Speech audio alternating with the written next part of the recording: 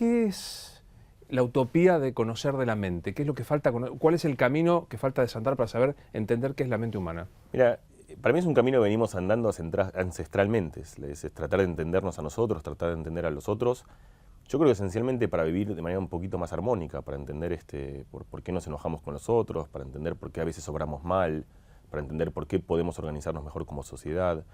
Y esa es una búsqueda para mí compartida de toda la humanidad. Es la búsqueda de la literatura, es la búsqueda del cine, es la búsqueda del arte.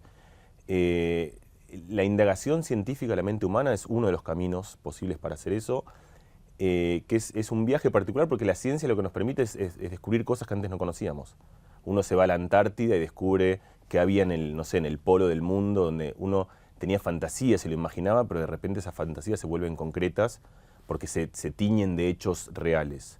Entonces la idea es en este plano en el cual todos tenemos intuiciones, no sé, por ejemplo, conviene decidir desde las corazonadas o desde la racionalización, o conviene que un chico crezca con muchos idiomas o con solo uno para focalizarse en algo.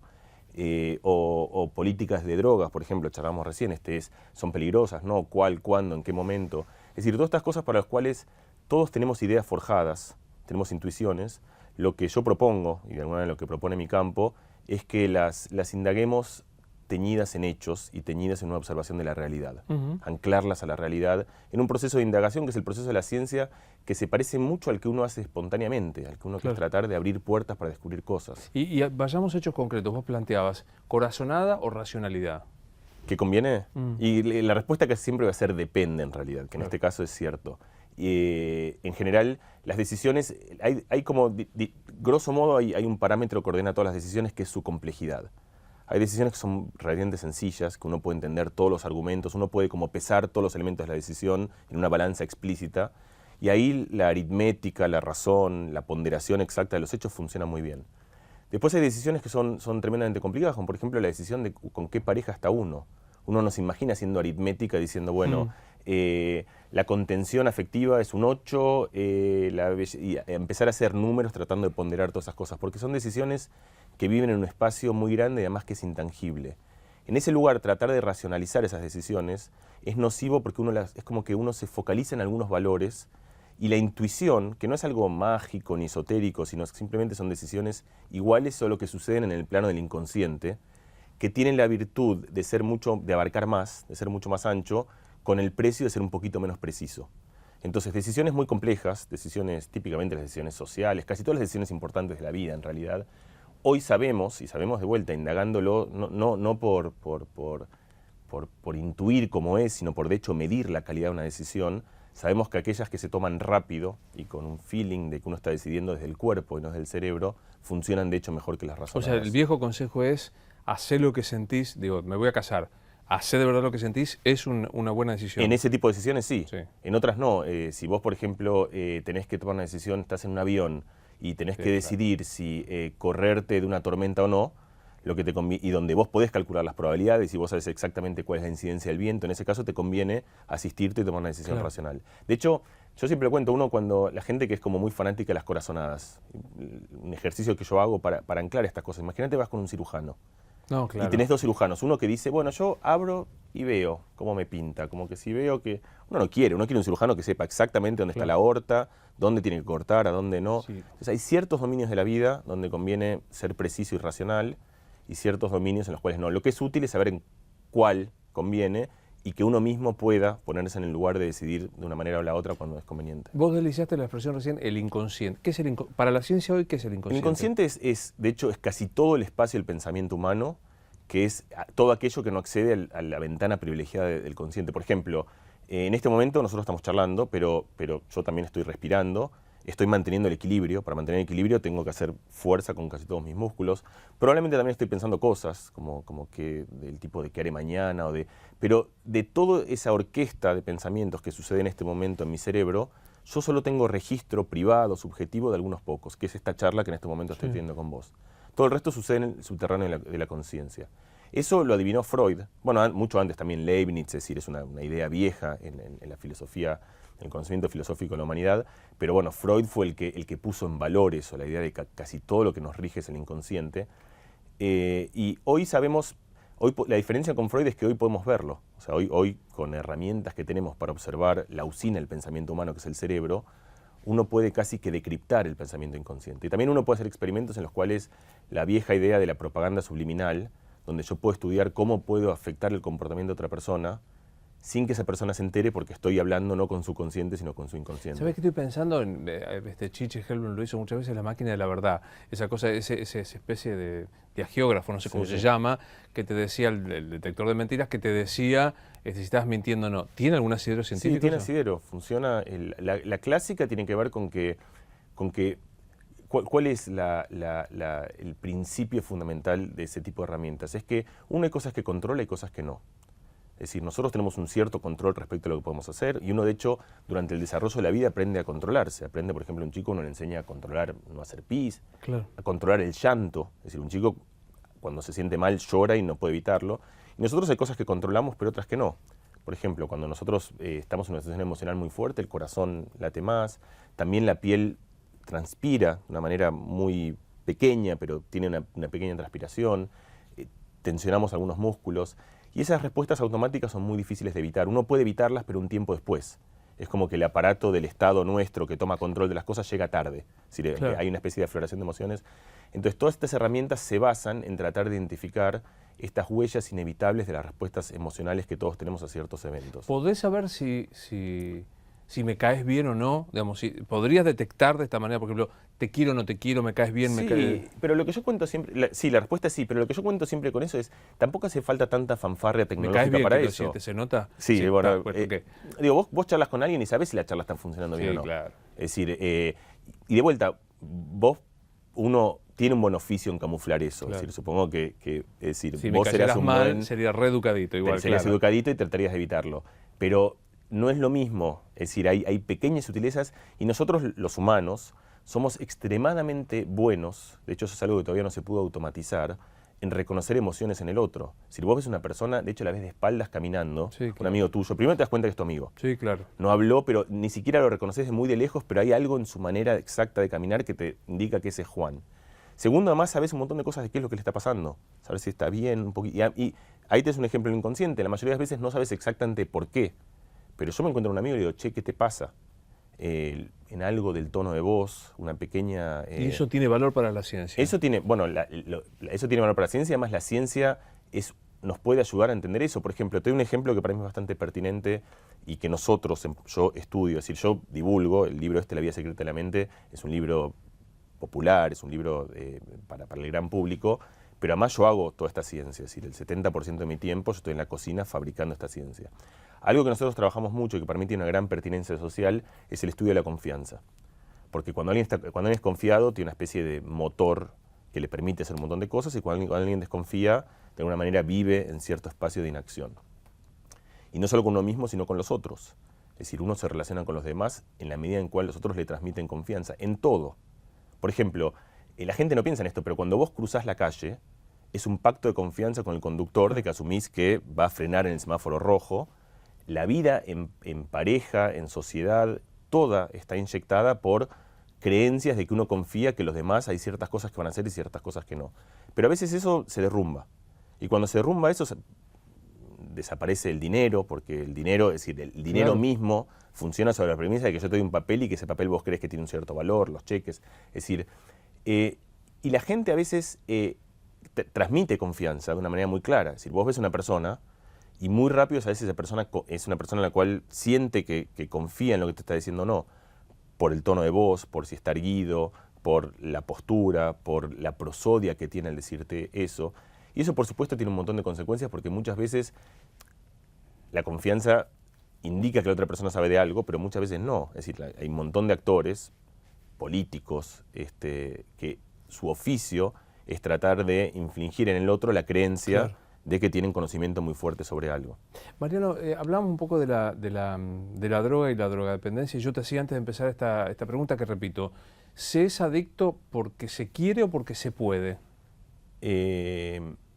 Las dos. Lo que te decía, para mí la primera diferencia, lo primero importante para cuando uno piensa este problema, yo creo que es fundamental que hoy como sociedad hagamos una discusión racional e informada sobre los hechos de qué pasa con las drogas.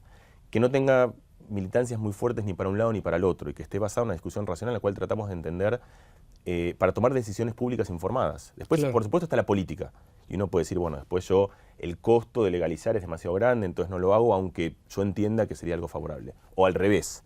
Pero en cualquier caso, lo que sería idóneo para mí y responsable como sociedad en el siglo XXI es que podamos discutir racionalmente sobre qué hacen las drogas al cerebro y al comportamiento humano desde la observación de la evidencia. La primera consideración muy importante es que no hay una droga, sino que hay muchas drogas distintas.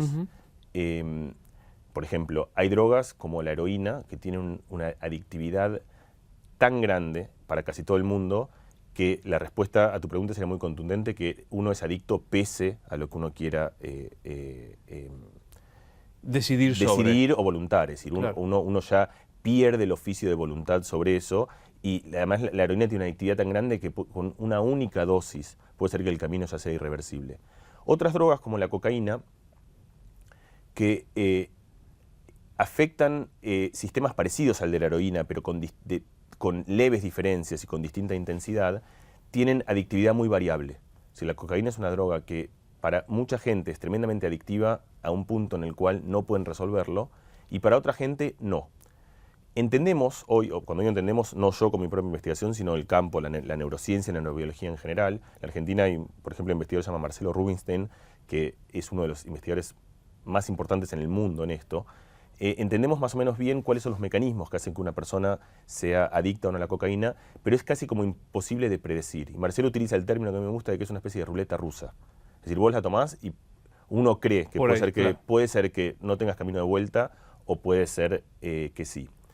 Siguiendo ese camino, la marihuana es una droga que sabemos que tiene muy poca, por ejemplo, para darte, después obviamente hay un montón más, pero por ejemplo la marihuana tiene mucho menos adictividad que el cigarrillo, o tiene menos que el alcohol. Eso no quiere decir que sea mejor ni peor, digo, solo pensando en uno de los parámetros de lo que puede ser la adictividad, después hay otros parámetros que es cuánto te pueden hacer situaciones nocivas, el riesgo social de una droga, el riesgo personal, el riesgo de salud, pero en la pregunta que vos haces de adictividad, por ejemplo, la marihuana tiene una adictividad muy baja, pero aún ahí hay ciertas situaciones y ciertas personas donde están en un factor de riesgo mucho más grande, y conviene saberlos. Uno son los adolescentes. Una regla que conocemos que vale para todas las drogas es que cuanto antes empiezas a tomar una droga, es mucho más posible que vos tengas una adicción con esa droga. Claro. Eso vale para todas las drogas. La precocidad. La precocidad, eso no quiere decir que si un adolescente empieza a tomar marihuana va a ser adicto, pero la probabilidad de que una persona tenga una adicción irremediable con una droga aumenta con el tiempo en el cual empieza a tomarla, es decir, cuanto antes empieza a tomarla, se vuelve peor. Todas estas variables, y además es importante porque uno piensa a veces las drogas, la separación entre drogas ilegales e ilegales es un hecho meramente cultural. El alcohol en un momento fue ilegal, la marihuana en un momento fue legal, el ácido lisérgico en un momento fue legal, los hongos mágicos en México durante años fueron legales, y al revés, drogas que hoy son legales durante mucho tiempo fueron ilegales. Entonces, nosotros interactuamos con una cantidad de sustancias, muchas están legalizadas y muchas no. Una cosa muy importante para saber es que no hay sustancias inocuas.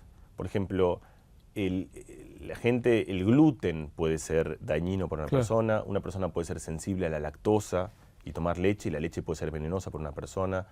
Entonces, otra vez, lo que para mí sería un buen concepto es entender que si uno está informado de esto, uno conoce sus riesgos reales, genuinos, que no son los mismos para vos que para mí, depende de la edad, depende de la susceptibilidad que tengamos. Lo que yo pienso es que uno puede decidir mejor. Es decir, yo creo que en cualquier decisión de la vida, cuando esas decisiones son informadas, uno puede decidir de una manera que es mucho más razonable y mucho más factible. ¿Cuánto hace que haces neurociencia? Y yo empecé desde que empecé a investigar, que ya va a ser casi 20 años. Yo me formé en física, después empecé a hacer neurociencia. En el momento hoy la neurociencia está un poquito como en boga.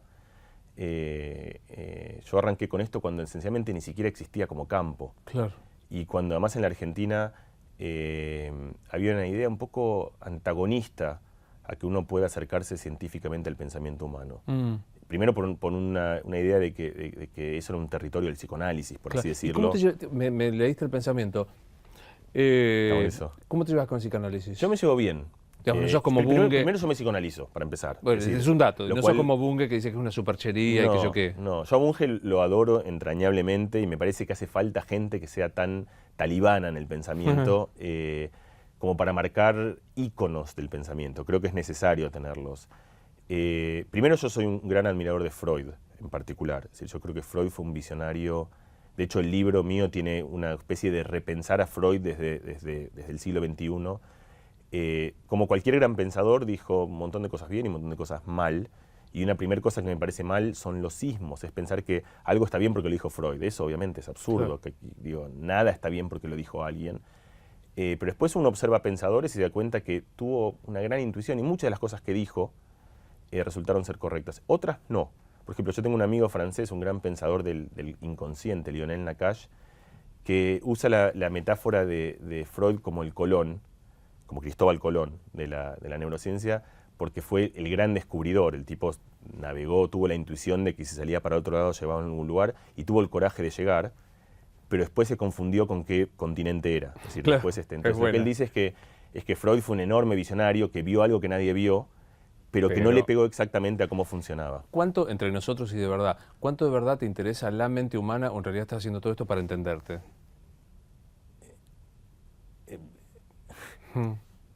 En realidad lo hago para entenderme y para entender a los otros. Yo, de hecho, en el libro cuento un pasaje de Borges que a mí, cuando yo era muy chiquito, me influenció mucho con otras lecturas. Es una historia muy pequeña. De hecho, en un libro que él tiene con Bioy que se llama Cuentos breves y extraordinarios, donde cuentan como en 3 frases cosas muy esenciales. El último de todos esos pasajes se llama El mundo es ancho y ajeno, y cuenta simplemente la historia de Dante, que va caminando por ahí, por donde estaba, en algún lugar en Toscana, y pasa al lado de un transeúnte, y Dante se sorprende que ese transeúnte desconocía a Beatriz, que tanto preocupaba su existencia. Y ahí termina, eso es todo. Ese es punto. el punto. Fin del Y diálogo. a mí eso me dejó como, porque para mí eso es una metáfora de la soledad esencial humana. Es decir, nosotros hemos inventado el lenguaje, las palabras, los abrazos, el amor, el periodismo, los libros, como para salir de esa soledad, me parece a mí. Cada uno tiene su propio habitáculo mental, en el cual uno construye su propia realidad, sus propios tintes de sentimientos, su dolor a veces, en el cual uno está solo. Y yo creo que nosotros, los seres humanos, somos compulsivos comunicadores. Tanto los que lo hacen como oficio, como vos, por ejemplo, como los que lo hacen de manera amateur. Y para mí la neurociencia es una manera, si querés, un poco nerd de recorrer ese viaje, de recorrer el viaje, de tratar de... Y eso lo puedo explicar en un montón de dominios. Por ejemplo, algunos casos son muy exagerados, como por ejemplo, que está también en el libro y en lo cual yo trabajé personalmente, que es tratar de entender la mente del otro cuando el otro no tiene cómo comunicarla en palabras. Por ejemplo, el caso de los pacientes vegetativos, que últimamente se volvieron también muy mediáticos por los casos, bueno, acá de Cerati o de Schumacher, que es una situación tremenda, porque esa es la exageración de esa soledad de la cual yo te estoy hablando. Uno presume, de hecho, fíjate el término, paciente vegetativo. Es tremendo. Que es el término que los médicos utilizaron y con buena razón, porque todo lo que podían observar de esos pacientes tienen los ojos abiertos, tienen día, tienen noche, es decir, tienen un metabolismo, tienen vida, no hay duda, pero uno no registra nada que se asemeje a una intención, a la conciencia, a lo que nosotros llamamos técnicamente la volición, que es cuando uno es piloto de sí mismo, cuando uno se siente que es el piloto de su propia existencia. Entonces, los llamaron durante muchísimo tiempo plantas, que eran lo mejor que los médicos podían adivinar de cuál era el estado del otro. Ahora, ¿qué pasa si el otro en realidad tiene una vida mental que es rica, con dolores, con angustias, con penas, con anhelos, con euforias, pero no tiene cómo comunicarla?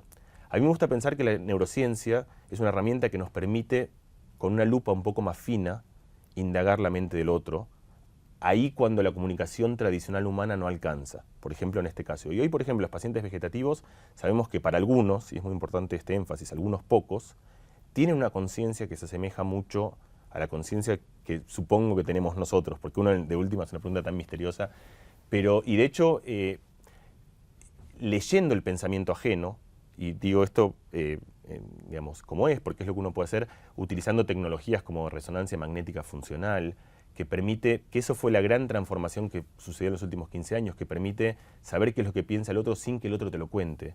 A mí me gusta utilizar la metáfora, es como si vos pinchás el cable de teléfono. Entonces claro, el cerebro tiene un código, un lenguaje, lo que pasa en el cerebro se corresponde con estados mentales que nosotros tenemos. Si yo comprendo ese código, puedo meterme en el pensamiento del otro y saber qué es lo que va a decidir, saber qué es lo que va a pensar, saber si está imaginando una cosa u otra, y saber que está soñando. Por ejemplo, uno puede empezar a proyectar en una especie de planetario onírico el habitáculo de sus propios sueños. Y esto, estamos ahí, pero estamos como en el telégrafo de eso. Es decir, en muy baja resolución. No es que uno puede hacer en 3 dimensiones y en color y en alta resolución, pero uno puede empezar a saber si estás pensando, por ejemplo, entre 2 cosas distintas. Entre nosotros, eso es poco interesante hoy, todavía no es una tecnología que sea potente, pero por ejemplo, para los pacientes vegetativos, vos podés empezar a comunicarte y hacerle preguntas. Por ejemplo, podés decirle, si querés decirme que sí, imagina que jugás al tenis. Si querés decir que no, imagina que navegás por tu casa. Y como esos 2 estados yo puedo reconocerlos en el patrón de actividad cerebral, yo puedo empezar a preguntarle. Por ejemplo, le pregunto cosas primero cuya respuesta conozco. Sí. Te llamás X y me dice que sí, yo lo sé. Te llamás Y y me dice que no. Y después, una vez que me comunico con el otro, puedo empezar a preguntarle cómo estás. Es decir, ahí vienen las preguntas que ya no son de la neurociencia, son de la ética, de la moral, de la filosofía. ¿Qué querés hacer? ¿Qué te gustaría que hagamos con tu vida, etcétera? Tengo una última pregunta que temo hacer. ¿El amor de tu vida existe o es simplemente una... Bueno, me crucé justo acá en Buenos Aires, entre 7.000 millones de habitantes, no sé cuántos somos en el mundo. ¿Existe el amor de tu vida o es una concesión que se hace uno mismo para sentirse menos solo? Yo diría que esas cosas son lo mismo en realidad. Es decir, cuando esa concesión es honesta y es pura, es el amor de tu vida. Es decir, para mí sí existe en el sentido de que es la persona entre todas las personas que realmente era el mejor match para tu existencia. Yo creo que no, porque es muy poco probable que eso suceda, simplemente por un término de con cuánta gente te cruzas. Puede que en un futuro, cuando mejore la capacidad en red de la gente de conectarse con los otros, haya un mejor match. Pero hay una cosa que es muy conocida en la neurociencia y que es muy conocida también en la vida cotidiana, que es que cuando uno cree realmente las cosas, es decir, todos son creencias. Entonces, si vos realmente crees fuerte que es el amor de tu vida y actuás como si fuese el amor de tu vida y vivís como si fuese el amor de tu vida, es el amor de tu vida. Es decir, ese es el principio de Leibniz, digamos. No hay nada que lo distinga. Y entonces, yo diría que es el amor de tu vida en tanto en cuanto uno lo vive genuinamente de esa manera. Si uno duda y uno está todo el tiempo pensando, bueno, lo será, no lo será, entonces en ese momento deja de serlo. Me gustó conocerte. Gracias por haber venido. Muchas gracias. Así seguimos.